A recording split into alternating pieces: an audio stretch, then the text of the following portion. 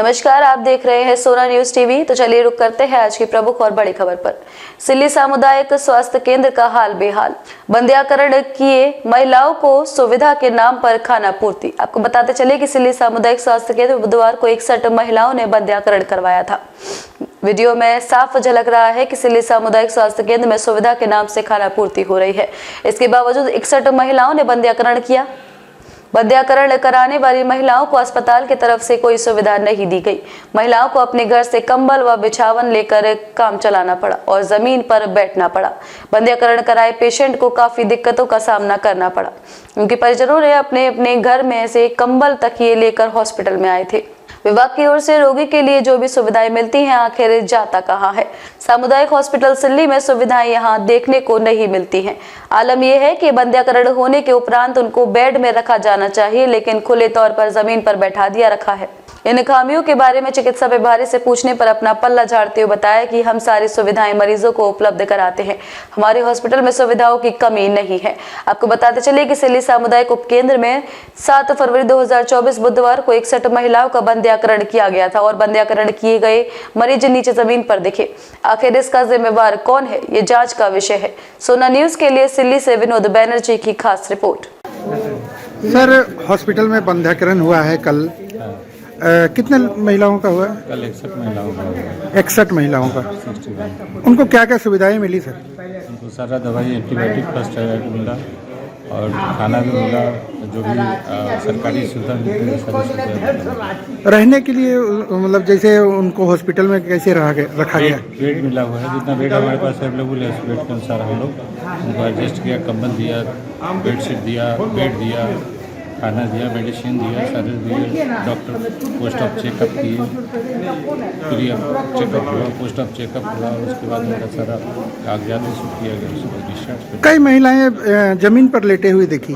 Bed की कमी होने के चलते तो कुछ महिलाएं बेड कंबल हमारे बेड हॉस्पिटल में 32 बेड का ये है, लेकिन हम उस ये से बेड से ज़्यादा ऑपरेशन जब कर लेते हैं तो उनको बेड पर गद्दा वगैरह दे के एडजस्ट करते हैं। कंबल भी वो घर पर से लाए हैं? नहीं, कंबल तो हम लोग देते हैं, लेकिन अपना घर से लाकर कंफर्टेबल अगर फील करते हैं तो हम लोग रोकते भी नहीं। हमारे पास सरकारी तो सुविधाएं उपलब्ध है।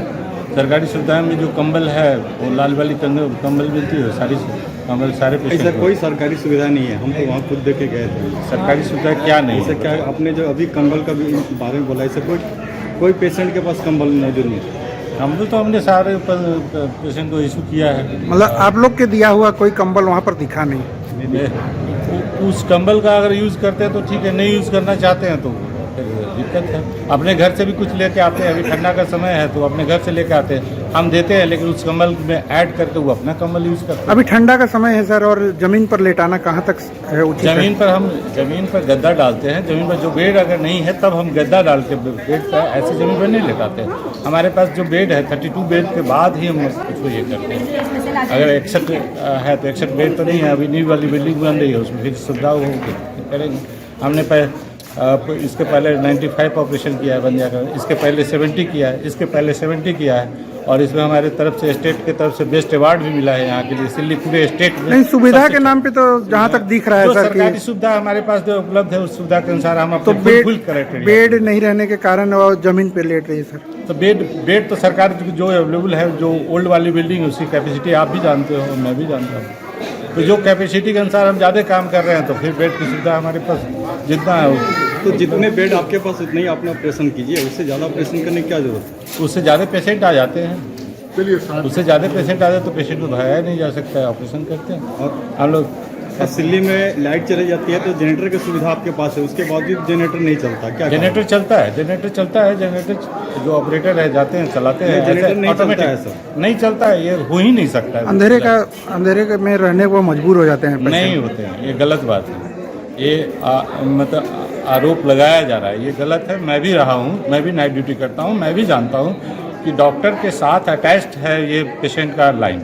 तो डॉक्टर नाइट में रहेगा, वो इंचार्ज है, और वो लाइन विदाउट जनरेटर का रह सकता है, ये हो ही नहीं सकता है। खबरों में अब तक के लिए बस इतना ही। फिर होगी आपसे मुलाकात ऐसी किसी बड़ी और खास खबर के साथ। तब तक के लिए नमस्कार और देखते रहिए सोना न्यूज टीवी।